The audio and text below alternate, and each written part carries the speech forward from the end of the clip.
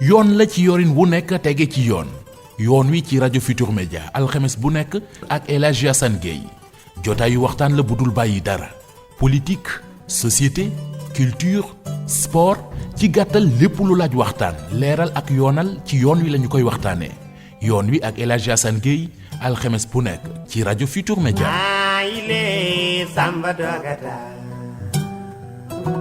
mbokk yi ñu ngi leen di nuyu di rafetlu bu baax seen ànd ak ñun RFM ni ñu ko baaxoo alxames ju ne ci waxtu wi ci kàttanu sunu borom ñu ñëwaat ak yéen seen émission yoon wi tey ñuy am mbégte ànd ak monsieur le directeur bu marché central au poisson bu Pikine monsieur Abou Mbaye monsieur Mbaye ñu ngi lay nuyu rafetlu teewaay gi. jërëjëf directeur El Hadji Assane ñu ngi am mbégte bu baax tey teew fii vraiment si studio bi di waxtaanee si sa émission yoon bi di am yaakaar ni dëgg yàlla lu ñu fi waxtaan yëpp dina nekk njëriñ si askan bi. incha allah d'abord ci gàttal kan mooy Abou Mbaye. Voilà Abou Mbaye jeune sénégalais fii laa juddoo màggee fii jàngee fii ba am bac en 1996 si laa am premier prix concours général en sciences économiques à l'époque président Abdou Diouf joxoon ma bourse ma dem jàngi Europe def naa fa 15 ans fi laa jàngee am formation universitaire liggéey fa ba ma ñibbisi nag si la liggéey société yu bëri ba ministre Omar Gueye nekkoon ministre des pêches à l'époque jël ma daf ma conseil technique chargé du suivi des projets man maa yore woon lépp luy projet ak programme si ministère bi moo tax ma xaw a miin secteur bi sax bu baax donc ba novembre 2017 si leen ma dénk ndigg nu comme marché central au poisson ba après 1 an et quelques après si leen ma confirmé comme directeur général marché central au poisson. Monsieur le directeur, félicitations parce que vraiment prix concours général ndaw te sama sañoon ñu joxe la un exemple ci jeunesse bi cette jeunesse justement étudiants yi fan yi ak daara yi danañ ubbi duñu ubbi grève yi léeg-léeg waaye nguur geeg bourse yi mu warloog ñoom naka lañ mën a def ba am une jeunesse vraiment bien formée.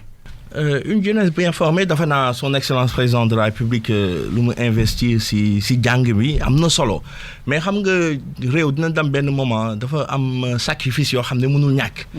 ndax àddina lépp mënul mat ndax Assane sunu borom mi binduñu sax nga xam ne su ko neexoon mu ne nekkal lépp nekk am na ñu ñàkk ñu néew ñu tële et cetera lu am solo mooy état bi mi ngi joué partition am te xam naa ne excellence président de la République saa su nekk rek mi ngi dox ci jéego yooyu mais jeunesse bi tamit noonu xam ne am nekkul lu yomb. c'est-à-dire pour am dafa jafe de. donc dafa laaj sacrifice yoo xam ne mënul ñàkk man maa ngi fàttaliku bu may am concours général dama daan enregistrer sama cours yi def ko si Walkman. di dox si naaj bi di ko déglu et cetera. te fierté bu ma gën a am te ganu gën a neex mooy parent nga investir si sa njaboot. sonn sacrifice ak Sénégal jafe-jafe yi nit yi parents yi di bàyyi seen bëgg-bëgg di jël seen alal di investir ci seen doom yi pour nu am avancement donc loolu rek war na nekk source de motivation donc quel que soit jafe-jafe yi quel que soit contrainte yi lu am solo rek mooy ku nekk rek na nga indi sa engagement personnel parce que man plaisir bu ma gën a am boobu ma nekkee ndaw mooy boobu ma nekk premier prix concours général Sorano mu fees dell nu may jox sama prix sama parents yi ma sentir fierté ci ñoom loolu rek motivé na ma ba quelles que soient les difficultés dama daan nekk Europe ba ma daan jàng des fois da ngay toog loo jënd añ sax doo ko am di dajale ay centimes di jënd ay mburu et cetera mais tey loolu yëpp su ma koy nettali day nekk souvenir boo tax maa ngi ñaan sama jeune frère yi étudiants yi metti na mais nanu armé wu volonté armé wu courage ak engagement su ko defee rek incha allah ci ndam dina am incha allah ni ko wolof di waxee njëriñ a ngi ca ginnaaw coono tout à fait Abou Mbaye directeur bu marché central au poisson bu Pikine lan moo wutalee marché bi ak yeneen marché ba war a tax ñu daal di ne marché central au poisson ci wàllu jumtukaay ci wàllu njariñ li ci askan wi naka nga ñuy présenter ce marché central El Hadji Assane mooy marché bu gën a mag ci sous-région bi marché bi daanaka 7 hectares na toll 1992 coopération japonaise bi moom moo ko offriroon état du Sénégal mais bu ñuy ubbi marché bi dëgg yàlla jumtukaay yëpp dafa beesoon tàkk mu nekk marché bu moderne parce que jamono boobu ñëpp xam nañ ne Sénégal si wàllu napp si Afrique ak si monde bi Sénégal su nga ko doon naatable kàngam la si. donc danoo jugé woon utile nu tabax benn marché boo xam ne day am commodité yëpp pour que dëgg yàlla produits halieutiques yi nu gën koo ñoŋeel. ba tey mareyeurs yi aussi am ay espace de débarquement yu mucc ayib. mais marché boobu mu amee première fois ni nga ko logé woon communauté urbaine bu Dakar à l'époque. après nu yóbbu ko mairie ville de Pikine. après boo mu jógee ville de Pikine mu bëri ay jafe-jafe marché bi détérioré wu mbalit saleté et cetera manque d'organisation après nu logé ko primature à l'époque le premier ministre Souleymane Ndéné Ndiaye mais boobu jafe-jafe yi gën a tare si le président nag jël ndigal jël décret logé ko au niveau du ministère des pêches et de l'économie maritime mais spécificité bu marché bi am Alaaji Assane mooy man en tout cas bu may egsi sama équipe ak man daanaka marché bi danga ko doon tëj parce que jafe-jafe yi damoon na ba tar ba jéggi dayoo marché bi kenn nangootu fa woon ñëw léegi ministre à l'époque woo ma en tant que conseiller technique ne ma yow nu bëgg dégg nu ko marché poisson ma ne ko waaw d'accord parce que bu may xëy si suba teel bi mënu ma woon njoxti ni man maay nekk directeur marché bi bu wan la yàlla lu muy dogal ma ne ko waaw kañ laay jël fonction et tout mu ne ma demal léegi parce que ku fa nekkoon dem si yàlla njaga yàlla na ko yàlla yërëm génnoon àdduna mais boobu ma duggee si marché bi Alaaji Assane dama ne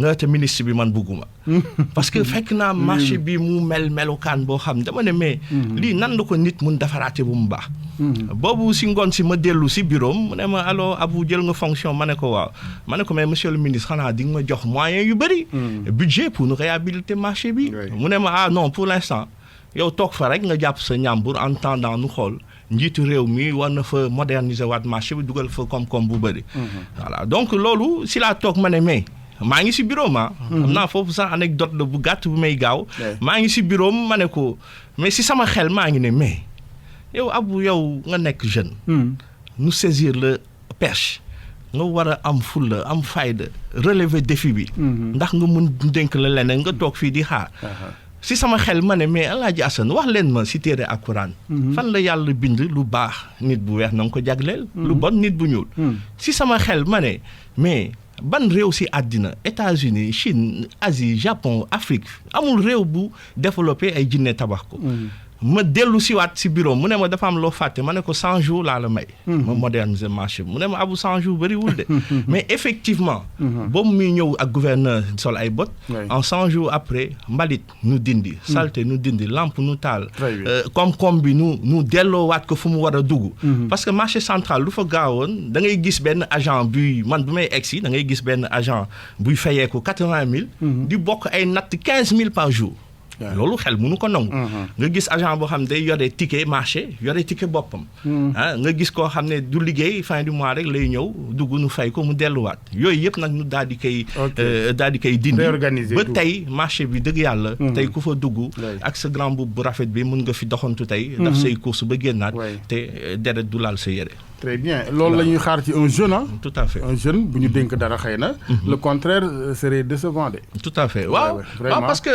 donc nga ñëw ak arñi bi ndax li ñuy wax rek xale bi macha allah moo yor xam-xam bi waaye kattan gi ak bëgg a def gi tout à fait parce que à l'époque 3 heures du matin laa daan xëy 2 heures et demie laay génn sama kër 3 heures du matin ma xëy di ànd ak ñoom di bale di fobeere di racler di c'est le seul marché du genre wala yeneen régions yi am nañu non marché central moom amul marché si sous-région bi en fait marché bu gën a mag la mais ñun daal ay ndaw nañ comme ni ñu ko waxee gëm suñu bopp dekk topp vision président de la République mais aussi nu gëm ne à part des lépp mën na nekk kon nag si loolu tànk yooyu nun nekk ba nu xeex ba suñu réew nekk réew boo xam day développé wu incha allah ci wàllu commodité benn ngëneel jombunu tout à fait maintenant ña nga ko seqal nag yenn ci acteur moom léeg-léeg ñu daal di sànni seen i xeer dinañ ñëw ci seen i jàmbat ci kanam tuuti am na ci sax ñooy sàkku le départ de Abou Mbaye tout à fait avant ñuy ñëw ci kër gi ak yorin wi coronavirus bi bàyyiwul kenn Sénégal j'imagine que am na njeexite ci doxinu marché bi ak it taxaw ngeen ci wàllu xeex bi d'abord benn naka ngeen taxawee ci bi yëf yi duggee Sénégal ci xeex bi commençant ci wàllu cetal géeg yeneen ak it yenn njeexite la am di impact ci yéen waaw bon xam nga mbas bi ñun heureusement dañoo anticiper mbas bi marché central parce que mbas set sell dafa am solo si mbas parce que fépp mbas li ñuy bañ d'ailleurs fu mu la toll ne la raxasal sa loxo. del xool sa taxawaay et cetera. donc day wane ni mbas dafa am solo mais ñun mbas bi avant muy ñëw danoo anticiper comme ni ma ko waxee mais boobu mu egsee danoo immédiatement jël suñuy mesures. xaaruñu kenn. instruction ministre des pêches daf nu ko jox immédiatement le 26 mars dañu njëkk daf mettre en place benn comité. parce que mbas bi boobu mu ñëwee dama ne warul nekk affaire administration wala affaire état dafa war a nekk affaire askan bi yëpp. donc boobu mu egsee man lu ma njëkk daf convoquer président organisation convoquer acteurs yi convoquer personne ressources marché yi mais leen jafe-jafe de am ngeen gis ngeen mbas bi mi ngi lëmbe àdduna. suñ si bëggee mucc nag sunu marché nga xam ne juróom-ñetti junni nit noo fay dugg di génn bis bu nekk il faut nu daal di ànd booloo bokk ndey bokk baay. nu mettre en place comité boobu ñun administration immédiatement nu dégager benn montant consistant jënd ay eau de javel ay et cetera ay raxasukaay à l'entrée. mais nu imposer dès le début képp kuy dugg marché da ngay sol masque. boobu ministre de l'intérieur joxegul sax masque obligatoire. nu ne léegi comme que fréquentation dafa bëri képp kuy jaay ndekki képp kuy jaay añ képp kuy jaay produit alimentaire nan ko aaye ci marché bi. parce que mbas bi il faut dëgg yàlla regroupement bi nu koy éviter. loolu boobu mu amee ma ne wu tax nu tere xale yi di dem école nekkul rek pour xale yi toog ci mbedd mi di fo wala di doxantu marché man noonu interdire xale bu am moins de 10 ans bis ni ki tey donc da nga koy aaye marché bi. marché bi dafa daan ubbi 3 heures du matin ba 17 heures. léegi ñu ne ak mbas bi il faut marché bi léegi ak couvre-feu bi léegi da nga koy ubbi 6 heures ba 12 heures donc gis ngeen ne yooyu yëpp ay batterie de mesure la et puis nii def ay pompage régulier suba ngoon guddeeg bëccëg. loolu naka jekk ne yàgg na ci marché bi. mais loolu yëpp mu daal di nekk batterie de mesure yoo xam ne boobu nu ko jëlee. am nañ yaakaar ni am na impact parce que tëj nañ marché yëpp ci Sénégal sauf marché central au poisson. donc loolu nag. mais ci wàllu impact moom recette yaag laal na leen wala. non moom kay falaa doon waaj a egg si sax mesure yooyu yëpp jël nañ ko. parce que tey jaaykatu ndekki jaaykatu añ jaaykatu produit alimentaire. marché bi ci daan ubbi 3 heures et cetera. yooyu yëpp dafa daan yokku koom-koom ci marché bi mais loolu yëpp ci demee ba nu dakkal ko pour sauver santé population bi. forcément dafa am impact suñu recettes yi dafa chuter presque de 50%. suñu daan am téeméer ni ngi am juróom fukk. donc loolu nag mu nekk loo xam ne dafa naa état du Sénégal résilience économique marché central dafa war a am résilience spéciale. et puis sans compter marché sous-régional la oto yi jógee tunu woon Mauritanie jógee tunu woon Gambie et cetera. mu nekk jafe-jafe ci acteurs yi ak ci administration bi. moo tax ni ngi tàllal loxo dëgg yàlla fonds de riposte bi. nu ñëw bàyyi xel marché poisson pour nu mun jàppale nu mun redécoller économiquement pour intérêt population. il faut état jàpp ji xam naa sa mag sax ak lam la diggoon ci njiitu réew mi aide ba jotagoo ci mais xam naa doo ko dénoncé wala jot nga ci ndimbal li. non ñun moom nag musuñ jot ndimbal. man tey boobu ma nekk directeur marché poisson ba léegi Alaaji Assane. ba heure bii may wax. amul benn xaalis am wàllu koom-koom bu mës a tegu ci loxo marché bi ci sunu moyen bopp rek na ñuy demee ak suñuy xalaat mais am nañ yaakaar ni dëgg yàlla loolu mi ngi ci yoon bi parce que ñun suñu objectif la jaasa nekkul nekk meilleur marché Sénégal actuellement ñun nooy meilleur marché Sénégal suñu objectif nekkul meilleur marché sous région mais suñu objectif mooy nekk leader ci Afrique exemple ci àdduna bi parce que waruñu jombal dara suñu bopp man dama gëm ni suñu amee accompagnement incha allah marché poisson dinañ ko tudd fépp ci àdduna bi. dina nekk exemple ci Afrique. te loolu la ñu président sant te ci loolu na ñuy nekk saa su nekk incha allah. marché bi pour mareyeurs yi la wala pour le citoyen lambda mun na waaxu dem def nduggam ñëwaat et cetera. waaw fréquentation bi yan xeet yi. voilà marché bi état du Sénégal moo fa moom. léegi marché bi juróom-ñetti junni nit yuy dugg. daf ci am mareyeurs yi dañ ci am pàcc bu am solo. oto yi nag fu nekk lay jógee. ci sous-région bi comme ma ko waxee mais également ci Sénégal Joal Kafountine Mbour et cetera léegi fu waaye nappe jën mareyeurs da nga koy jël ñëw indi marché central pour mooy zone d'éclatement région de Dakar daanaka borom paan yi ngeen di gis ci koñ yi ay wa jën ñëpp marché nañuy xëy 3 heures ñëw ci koñ yi tas ko mais nag population bi am na ci wàllu ndaxte population bi ñoom nooy génn seen kër ñëw di jënd jën mais nag dafa am benn affaire bu ñu war a préciser mooy marché bi ñu koy ubbi à l'époque nekkul woon pour askan bi yëpp da nga ko ubbi woon pour muy jaay tout simplement en gros nit yi ñëw jënd dam détaillé ji mais nag àddina di dox ba tey dëgg yàlla marché bi juróom-ñetti junni nit dëgg yàlla ni ngi fiy dugg di génn tey samedi ak dimanche soo ñëwee si marché bi da ngay yéemu si yàlla oto yi particulier yi dañuy gaare ba duna am fu nu gaare. loolu yëpp day wane ni marché bi am na importance mais day wane également ni marché bi soppi na xar kanam. très bien fan yi ci ginnaaw nag am na ci yenn ci ay ñaxtu yu jib ci biir kër ga. ba sax misaal woote nga fi mbiri jëmbat garab ak yooyu am ñu ne non ñoom daal l'urgence est ailleurs. urgence yooyu nag bokk na ci li nga xamante ni jooy nañ ko fa wàllu ay chambre froide yu panne. fan ngeen ci toll d'abord parce que ku ne marché au poisson de moom chambre froide mënut a ñàkk. tout à fait xam nga l'urgence est partout parce que man dama jàpp ni bu may egg si marché poisson chambre froide ci benn doxul woon.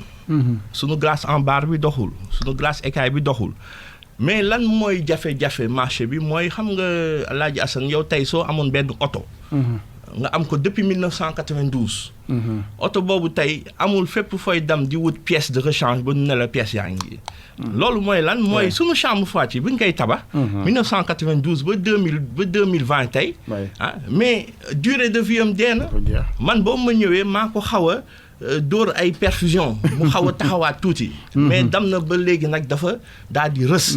mais marché central. il faut changer de voiture alors. waaw exactement léegi changer de voiture mais marché central koom-koomam mooy recette yu ni am 200 yi. daf ay gros investissement mënul nekk. lan lay jariñ mooy fay salaire d'ailleurs depuis presque 3 ans mosuñu am retard de salaire. dafa lampi dafa jardin di entretenir di jënd matériel mais nag gros investissement boobu il faut état du Sénégal jàpp si. te ni ngi siy dox ay jéego ak sunu kilifa ministre des pêches pour que nous moderniser complètement sunu chambre froide. même problème bi nañu am wàllu assainissement bu ñuy tabax marché bi en 1992. japonais yi ñoom sóoraale wuñu woon lu mat 500 nit par jour si marché bi mais jamono di dox ba assainissement boo xam da nga ko defoon pour 500 nit. yore 7 nit. et puis sóoraale wuñu woon également nit dinañ dem ba camion mareyeur di sotti deret. tey toppal benn camion mareyeur rek topp si ginnaaw day siit parce que camion yi nekkul aux normes ay glace na ñuy jël sol si muy siit. donc camion fu mu ay téeméeri camion fu mu taxaw di siit suba ba ngoon. loolu dafa jafe. donc nag muy assainissement bi di chambre froide yi. loolu dëgg yàlla dafa nekk ay gros investissement suñu bëggee am marché de référence. ni ngi tàllal loxo président de la République di ko tàllal ministre des pêches di ko tàllal gouvernement bi pour ñu ñëw def ay gros investissement pour que ñu jógee foofu am marché boo xam ne donc mareyeurs yi loolu justement maa ngi doon wax ni sànq bi ma daal ndax marché bi mu ngi ci bërëb ba mu nekk ba léegi dama xalaat ni jot na extension lu ni mel am wala toxal bërëb beneen parce que ambition yi nag wees na foofu. tout à fait et puis sax société Assane ñun sunu marché bi fu mu nekk mooy zone économique mooy poumon économique banlieue bi. lan moo nekk si ginnaaw Seras. lan moo nekk si digg bi marché central au poisson. lan moo ko sekk boo maraîcher. lu fay dugg si doomu aadama si zone boobu tey marché poisson suñ ko xëyoon tëj ko benn fan rek mun nañ département Pikine ñu bëri seen añ wala seen ndekki dina jafe. donc nag jot na état am benn gis-gis bu yaatu bu bees boo xam ne dëgg yàlla dañuy am comme genre Rungis. Rungis France nga xam ne benn zone la boo xam ne fii yàpp yi fii fruits yi. ba mu mës naa doxantu sax Rungis ma dem seeti directeur ma ne ko mais. nu taxaw team Rungis mi ngi organiser rafet structuré. ma ne ko mais yéen fii nan ngeen dafa lii est-ce que ay jinne noo leen ko defaral. mu ree ba sonn mais vous les Africains là. mu ne ma lii c'est du travail qui fait ça. kon nag ñun jot na état bi jàppale. structuré mais également responsable yu ñuy dénk bërëb yi. danoo war a xam ne danoo war a am taxawaay boo xam ne c'est irréprochable. am rigueur am engagement si li ñuy def. pour que lu nu dénk nu mun ko defar ba ëllëg état di si soxla di si dugalaat xaalis. dëgg la mais loolu lépp aussi ak jàmmoo ak yëgoo moo koy maye. te dinañ ci ñëw ci kanam parce que xam maa ngi wax ay waxi difficulté ay ñaxtu yu ñuy jibal. bokk na ci wàllu koppar. ci ay njort ne nañ APIX am na koppar yu mu dugal foofu dans le cadre de la réalisation du TER. ci somme yi jubawu leen ci ñenn ñi sax ñu ngi njort ne xëy na li dugg ak li nga wax wuute na yow lan ngay wax foofu. non xam nga ñun état du Sénégal na ñuy liggéeyal. donc état na ku koy liggéeyal doo amoo jiixi jaaxa. man awma sañ-sañ APIX jox ma 75 may leen déedéet APIX jox na ma 37 loolu amul sens. ndax dañuy rendre compte ëllëg mais nag il faut man dama jàpp ni luy rôle marché central mooy ku nekk xam sa rôle. man je suis le directeur du marché central au poisson. Les acteurs sont les acteurs. Donc acteur mënul bàyyi jaay jënam ñëw di xool man nan laay gérer sama gestion. Alors que man celui que ku may rendre compte muy ministre des pêches. doog neen réunion ministre des pêches toog DG Mountaga toog acteurs yi toog man ma toog. ma def un point détaillé de l'argent qui a été remis au marché. Et des projets qui sont en train d'être faits. kon nag si kanamu sama ministre de tutelle. dafa naa foofu waxantu xaju fa. donc loolu yëpp ay jafe-jafe la parce que acteurs yi lu ma leen di woo. mooy nu ànd liggéey pour intérêt général. parce que suñu la joxee responsabilité. waroo fi nekk pour intérêt individuel. man aujourd'hui ku nekk sa intérêt ngay xalaat mais man mii di njiitu kër gi. man damay xalaat intérêt ñëpp. kon nag aujourd'hui lu may woo si nit yi mooy liggéey ak jubal waaye su ma fi nekkee di gérer ay intérêt personnel dinaa lor intérêt général. te loolu day nekk jafe-jafe. kon nag est-ce que am ngeen xeetu benn comité d'échange wala dara boo xam ne ak yëgoo dina am ci liggéey yeeg parce que il parle également de réalisation lu ci mel ni ay chantier juma restaurant gi foofu. xëy tout à fait na fii APIX pour leeral sax. APIX lan la APIX joxul marché central xaalis. APIX dafa dédommager jumtukaayu liggéey yu fa amoon. mooy mosquée bi dafa amoon nu toj ko tabaxaat ko te foofu nu ko tabaxaat marché moo joxe place bi. mais loolu sous-préfet Daagu Daan moo def arrêté. comité jumaa ji imam yi ni ngi teew si jumaa ji ni ngi réunir suba ngoon guddeeg bëccëg. donc mais loolu pon jafe imam yi ñàkk nu fay la. fekkoon tey gis neen loo xam ne doxul ñoom noo koy gën a liggéey. jàgg si la actuellement mi ngi enfin ni ngi nekk di karale lu ñu si dépensé xaalis sax ëpp na. restaurant bi ni ngi danoo waroon def benn espace social bu moderne. parce que xam foofu dafa bëri ay mbaar fii ay kii ma ne noonu def benn espace social bu yaatu. espace social bi nag dañ si intégré woon restaurant bi. comme que si lañ toog mbas bi ñëw jafe-jafe yi nu ne léegi pon noonu bàyyi espace social noonu jublu si restaurant bi. restaurant bi daanaka c'est imminent parce que matériel bi jënd nañ ko ba pare. pour nu tabax ko. donc APIX bi conteneurs yi APIX dafa am benn partie bu mu nu jox mu amoon benn partie bu des nu dugal si ba dugal suñu xaalis partie boobu yeex APIX yàggul dara dinañ jox complément pour liggéey donc actuellement lépp mi ngi dox à temps mais nag bon li ñuy wax gémmiñ bu nàcc moom du wax jàmm parce que tey marché man nee naa su ma toogoon marché ba may dox si àll bi mareyeurs yi ne ma bëggatun la man maay njëkk teel mais nag benn ñaar ñetti nit suñu bëggee influencer xam nga yàq dafa yomb tey mun nga tabax ay 10 ans étage mais yàq benn fan rek nu ñëw toj ko kon nag ñooñu ñëpp xëy na incompréhension la te xam nañ dossiers yi expliqué naa leen daje naa ak ñoom du benn du ñaar mais dans leur ensemble acteurs yëpp laa amal jàmm maa ngi leen di woo daal nu revenir à de meilleurs sentiments parce que man bi may liggéey marché bi nu waroon ko tëj ba egsi fii kenn laajuma nan laa def ba liggéey ko léegi nag duñ ñëw ba fii tey dima laaj nan laay liggéeyee fu ma toll donc loolu day am jafe-jafe kon nag maa ngi leen di woo ñoom ñëpp si consensus ñun tamit dinañ si gën a bàyyi xel di gën a dajale njaboot gi di gën a waxtaan pour mais daal lépp na nga ko teg si intérêt général. ok mais état bi tam dafa mel ni moom tam dafa génne loxoom alors que xam na ni boo bëggee marché central bu ni toll dafa am njëg ci wàllu modernisation ndax yaa ngi wax sànq wàllu chambre froide yi mais même usine glace bi aussi gaa ngi wax mbir yi ay xawma panne la wala maintenance gi mais loolu aussi il faut nga am ay gros moyens ni nga ko waxee sànq tout à fait xam nga usine de glace yi chambre froide yooyu yëpp chaîne de froid bi la chaîne de froid bi assainissement bi yëpp 1992 la woon 1992 léegi daf na presque 30 ans loolu léegi xale ay plus de 20 ans xale yu juddu woon sax léegi màgg neen ba sëy ba am doom donc il faut état du Sénégal man nee naa laaj sa ñaari option moo am fekkee danoo bëgg am marché simple nii bon marché jënd jën jaay jën bon amul problème mais fekkee danoo bëgg nekk référence marché de référence boo xam ne day nekk ndamu peuple sénégalais mais il faut état ñëw nu moderniser entraînement marché bi léegi à partir de ce moment nag marché bi am taxawaay boo xam ne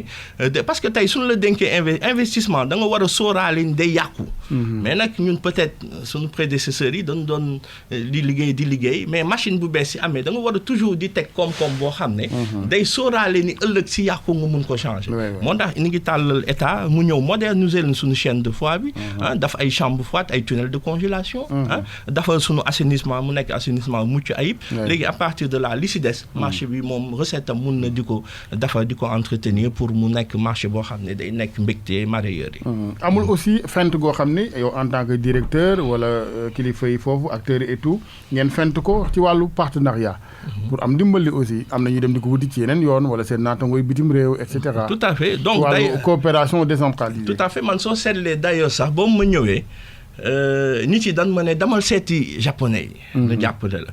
mais xam nga wu tax à l'époque dama moon seet japonais yi Alaaji Assane mais ñun mun ni di tàllal suñu loxo ba saa su nekk man dama toog may leen man ku may dimbale ëllëg si yoon bi nga may fekk man damay wane sama fulla sama fayda sama engagement ëllëg kooku su ma gisee ne kii jàmbaar la xaaral ma dem wallu ko dëgg la parce que ñun danoo fekk marché bi muy sukuraat di waaja de nu réanimer ko mais nag ñun suñu doolee fa la yemoon léegi nag des na nag état du Sénégal ñëw pousse nu yokk ñu doole japonais yi tamit ñëw neen fa daf fa visite am mbégte am contentement parce que nee nañ ñoom lu tax sawaratuñu woon dugal ci xaalis bi dañ daan dugal te duñu gis li ñuy dugal fi muy dem mais nag ñoom ni ngi siy xalaat ni ngi siy réfléchir te gëm naa ne yàggul dara état si egsi japonais yi egsi dëgg yàlla dinañ am marché boo xam ne dëgg yàlla dañ koy tiitaroo ñun ñëpp si Sénégal voilà mais nag ni ngi jéem a wut ay partenaires man boobu tooguma par exemple DER mi ngi indi benn annexe si marché bi di lebal jigéen ñi xaalis maa ngi dem seeti ay BND di seeti ay nangam man daal fépp fu ma mun dugg rek par exemple si marché bi am nañ ay panneaux solaires panneaux solaires yooyu man maa dem ak ANER waxtaan ak ñoom nu ñëw jàppale nu si donc ñun daal ni ngi fëgg fu nekk mais nag benn problème majeur est-ce que ça réduit la facture d'électricité voilà tout à fait bu baax mais heureusement état mi ngi nu doon jàppale parce que tey lan mooy problème mu marché yi dans leur ensemble mooy suñu chambre froide yi consommation yi dafa jéggi dayo donc pour nga gis marché wala quai de pêche bu mun subir loolu day metti donc moo tax nag ñun si suñu projet de modernisation chaîne de froid doo bëgg nu jëm vers le solaire nga xam ne lépp am na naaj bu doy loolu mais nag suñu problème majeur marché Alaaji Assane mooy amuñu statut xam nga statut moo mun tax nga mën régler problème yu bëri parce que dafa daan jaabante primature nangam mais ni ngi tàllal loxo à l'image de Ranch de Doli nu ngi ko dafee amee statut marché central au poisson amee ko statut statut boobu dina mën tax may dem seeti ay ay partenaires di dem def ay coopération au niveau international mais dina tax aussi personnel bi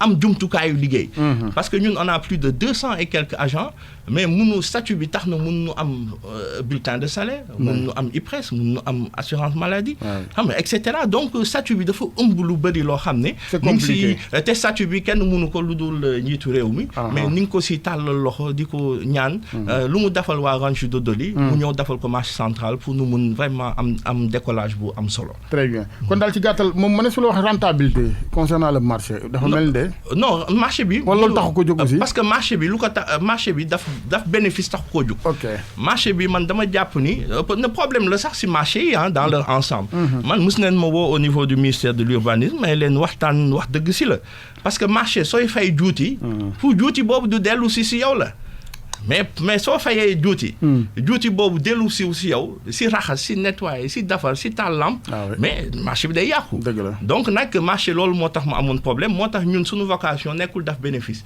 ñun saa su nekk rek lépp lu dugg dañ koy delloo di améliorer di defar ay espace vert di defar ay lampe di defar ay équipement et cetera di fay salaire loolu mooy vocation marché central au poisson très bien ma fàttali mbokk yi seen émission yoon wi ñu ngi ànd ak monsieur le directeur bu marché central au poisson bu Pikine Abou Mbaye sëñ Mbaye les acteurs am na ci mu néew mu bari ñuy wax ne nañ auditer marché bi ànd nga ci ab audit mais tout à fait audit dafa war a am si lépp xam nga ñun damay wax toujours parce que xam nga ñun marché boobu nu ñëwee amuñu woon comptabilité man maa créé ay caisse secondaire caisse principale comptabilité lu ma si jublu woon chaque jour ma ne sama chef comptable ma ne ko del liggéey comme si suba nañuy ñëw auditer la parce que man marché central taxumaa jóg man ndaw laa bëgg naa am yeneen responsabilité vraiment donc nag soo bëggee am taxawaay bu tax ëllëg nu dénk la da ngay jubal nga am taxawaay ndax ëllëg suñu ñëwee ne kii de suñ ko dénkee dina am taxawaay mais ñi lay dénkit bañ laa dénk ay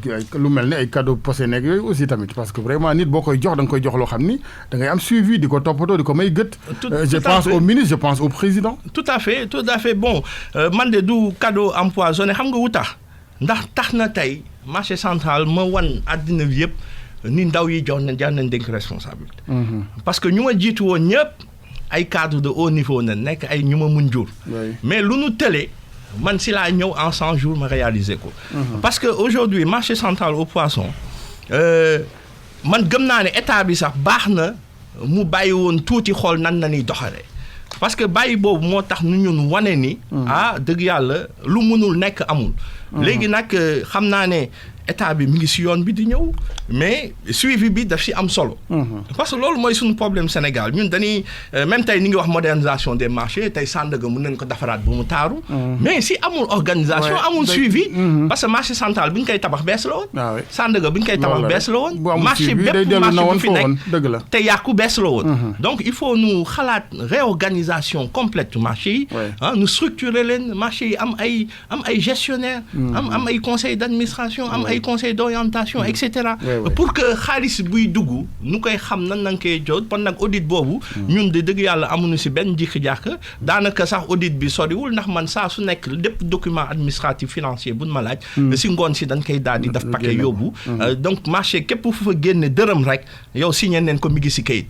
te loolu nañu yaakaar ni loolu mooy une gestion sobre et vertueuse waxuma nag ni gestion 100% parfaite amul. mais en tout cas ni ngi dox suñu waar. pour que tey audit su ñëwoon duñu am gàcce si njiitu réew ak ministre yu nu wóolu ba dénk nu responsabilité. maa ngi wax sànq wàllu coopération ba bitim réew ak yeneen ca ñële bitim réew seen organisation moom macha allah da lay yéem léeg-léeg fii dafa mel dafa am ñun xëy na ay réalités culturelles qui font que ni ñuy sañcee ñun même ci wàllu aménagement léeg-léeg du yomb ak ànd ak organisation nag. ba ci sunu kër yi nu neex waaye tabaxee. Marseille kazalika leneen noonu donc il faut une véritable refonte de tout cela. voilà tout à fait xam nga man nee naa ku bëgg omelette. il faut nga toj nag.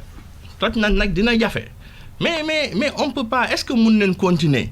nun daan dundee 1960 continuer di ko dund léegi. c'est pas possible. parce que réalité adduna bi dafa soppeeku. kon nag léegi il faut je pense que état mi ngi si tànk yooyu parce que tey ku gis taxawaay bu mu am si Sandaga mais il faut que ñu yaatal taxawaay boobu si marché yëpp. parce que nee naa lu gën a bon lakk mi ngi si marché yi Alaaji Asan mooy saleté bi. lekk bu bon bi. da ngay gis kuy jaay lekk dend ak mbalit weñ yi di naaw di si tab mais loolu da nga koy lekk mu indil la loolaange boo xam ne mënoo ko nettali fenn. kon nag je pense que modernisation complète des marchés dafa am.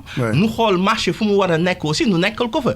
parce que tamit soo jëlee habitation daf fa marché mais loolu indil nga population bi jafe-jafe. donc je pense que tey Rungis soo fa génnee France di dem. di nga daw ay kilomètres balaa nga faa. waaw ñoom seen centre commercial yi noonu dañ koy sànni ci àll ba. exactement fii nag moom dañ koy dugal ci biir nit ñi. exactement tey soo demee par exemple bugguma stigmatiser. mais soo demee mel ne Castor. mais da ngay dem ba yow soo fa amoon kër sax soo moytul di nga ko jaay dem ci feneen. kon nag loolu dafa naa réflexion la boo xam ne.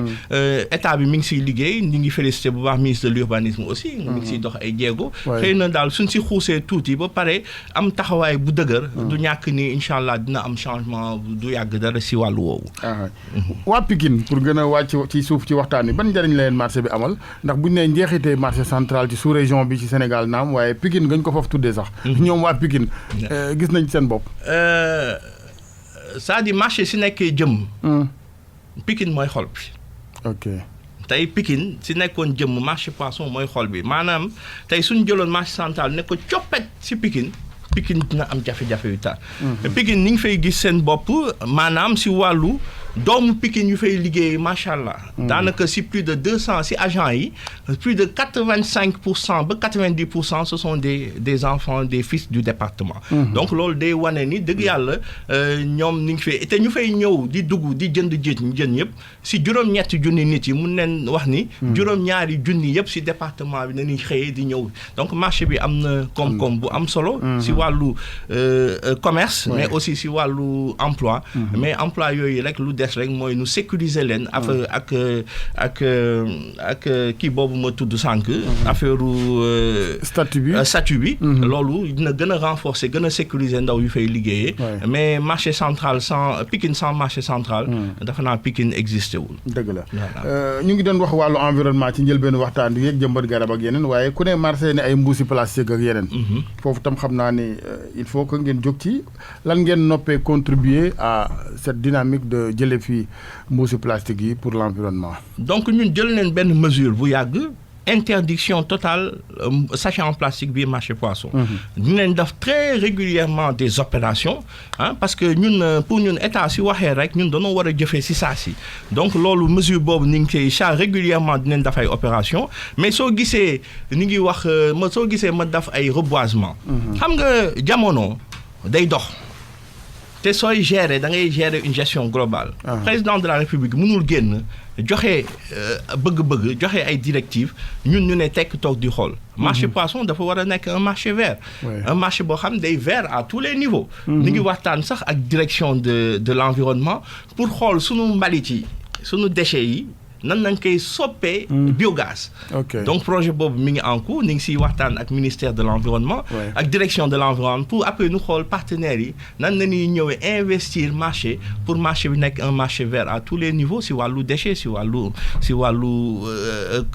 wàllu koom-koom avec des emplois verts. Donc yooyu yëpp ay ambition la yoo xam ne peut-être day dépasser peut-être simple acteur bi mais ñun lu ñuy liggéey si suuf pour marché bi di jëm kanam dëgg yàlla yaatu na moo tax sànq ma ne waxtaan mënut a ñàkk ak acteurs yi juboo ak yëgoo mënut a ñàkk ndax xam nga léeg-léeg ñun Sénégal dañuy xaw a ragal yenn ruptures yi ci nag fi àddina toll moom il faut aller vers de grandes ruptures mais ci kaw ak yëgoo tout à fait ñun ñu ngi waxtaan Alaaji Assane marché amul réeroo ak acteurs yi xam nga dafa am benn mbir bu am solo mooy man dama woote changement ci marché bi changement nag pour nu am ko mu nekk njëriñu ñëpp rupture mënul ñàkk te rupture mooy lan lu woon nu dakkal ko lu woon mooy lan mooy nu jël xaalisu jàmbaar yi yeewu 3 heures du matin nu delloowaat ko si ñoom mais tey suñu bëggee di def ay gestion personnelle waaw yow sama waay nga déedéet amul nangam non bokk affaire yi non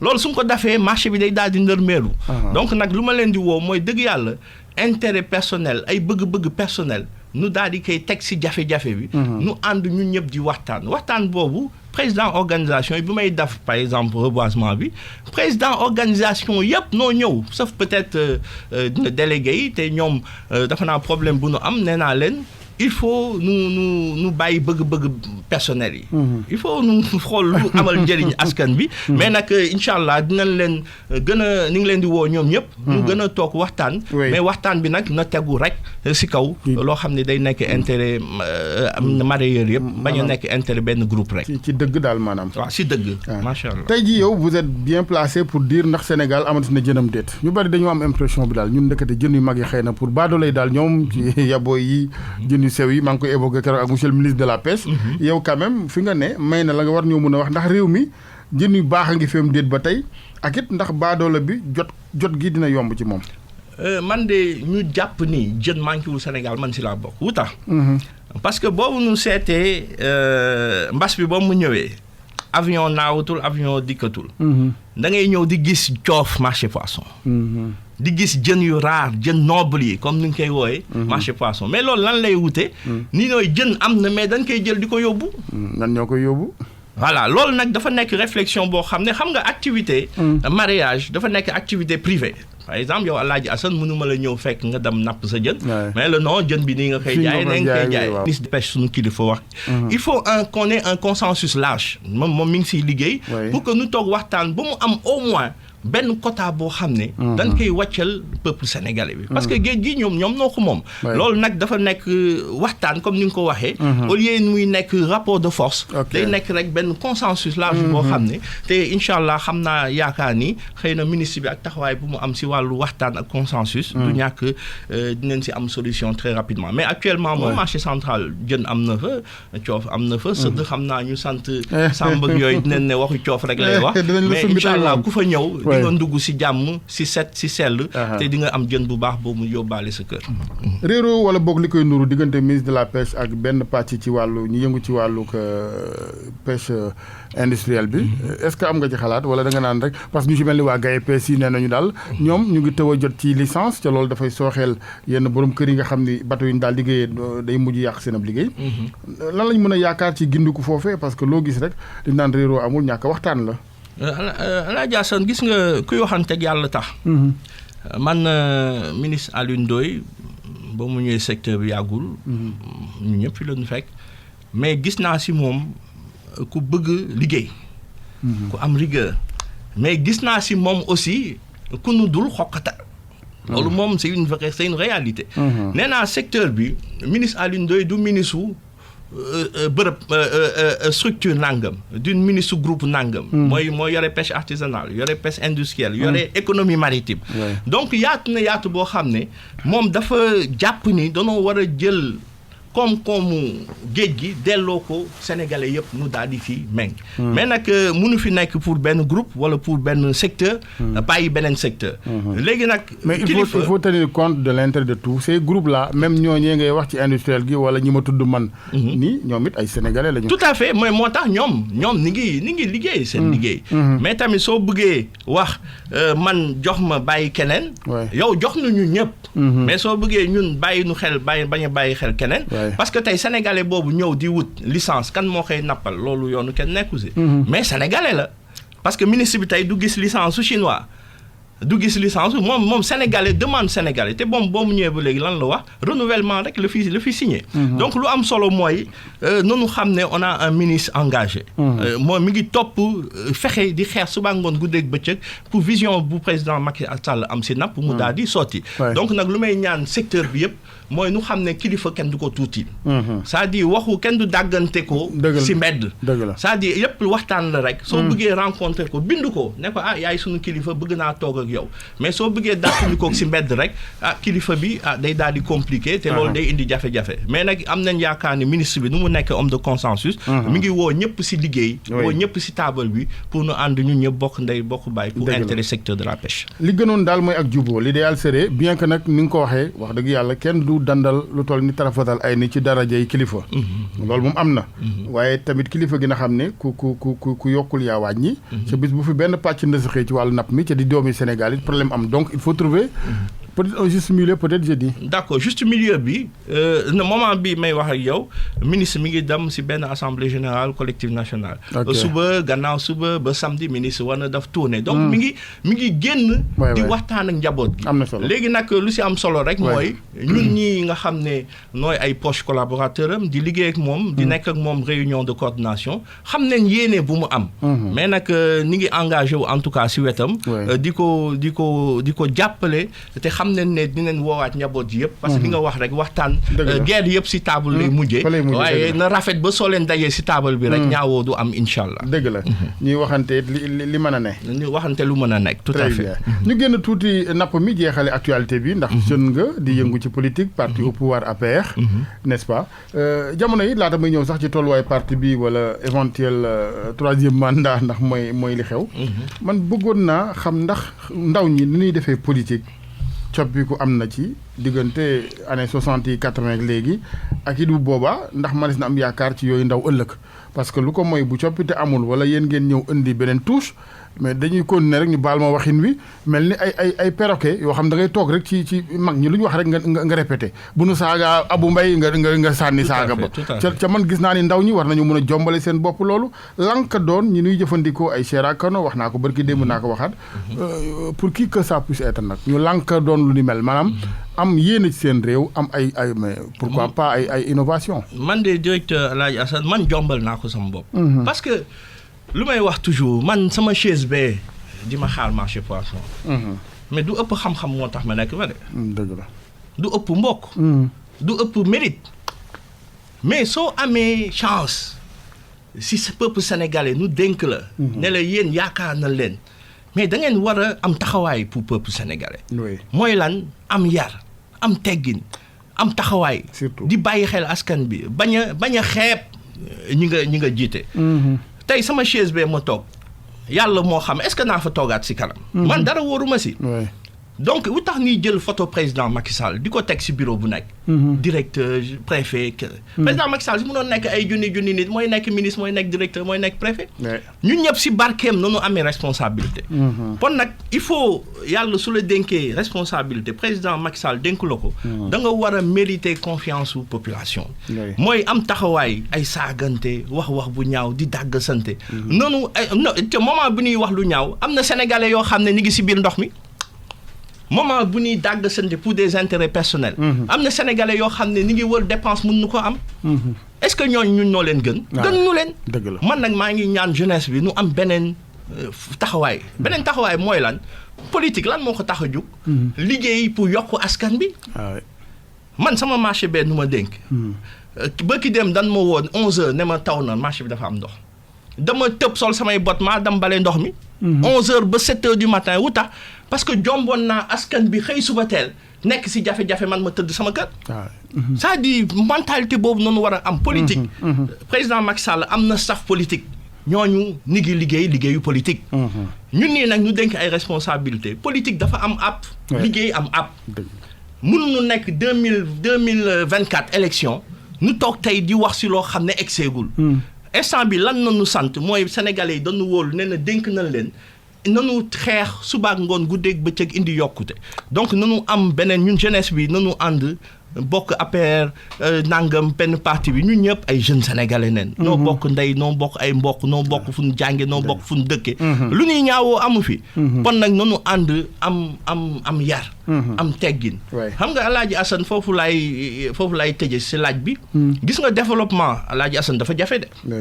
tey télé bi développement du télécommande booy bës rek mu tàkk développement c'est un long processus maanaam dafa nekk diir bu gudd développement nag dafa am ay pàcc yu mu laaj mooy lan sens du sacrifice yow soo nanguwul sacrifier sa bopp tey chinois yi fu nu toll nii nga dafa ne génération bi moo ko liggéey génération bu ko liggéey rey neen seen bopp ba faatu pour ëllëg seen génération fekk émergent mais engagement fu mu amul si réew nan lay développer rigueur fu mu amul si réew na muy développer discipline si amul si réew nu muy développer culture du travail fu mu amul si réew nan nañuy développer mais nag loolu njiit yi ñooy impulser yu ni mel nag njiit yi dans tous les secteurs d'ailleurs tout à fait moo tax nag ma indi wax boobu pour wan la ni ñun ñii nu jiite nanu jàpp ni gënunu ñu nu jiite yàllaa ko dogal awale ko si président Macky Sall nanu wane sacrifice nanu wane engagement nanu wane discipline vis-à-vis de la population nanu jiite liggéey bi fu gars yi di liggéey benn ñun war nañ fa liggéey ñett ndax ñun noo jiite est-ce que waruñoo soppi aussi ni ñuy nattee nit ñi maanaam yow say récompense tey jii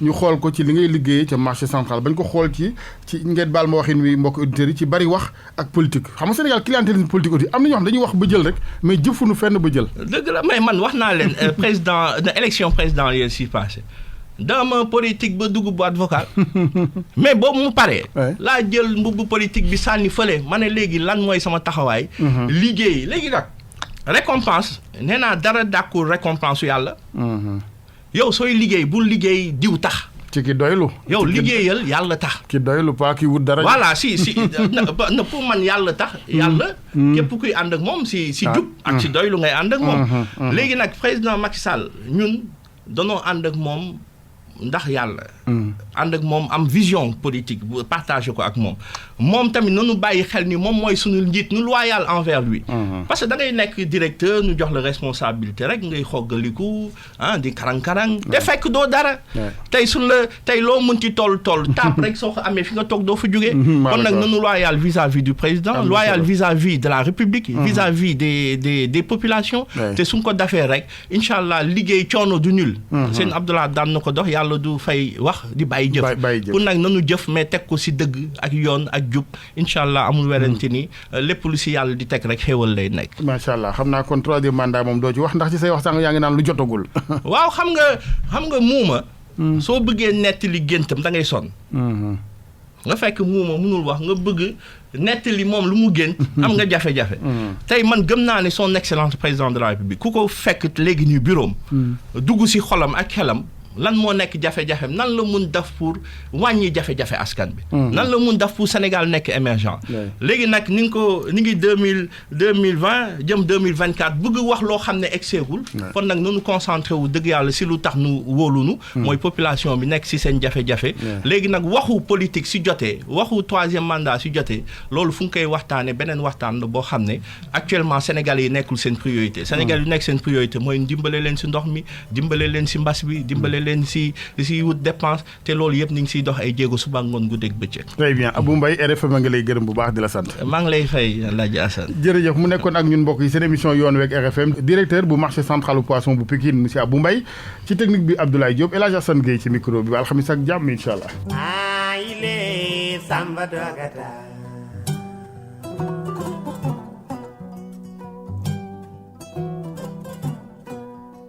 Yaay le samba dogata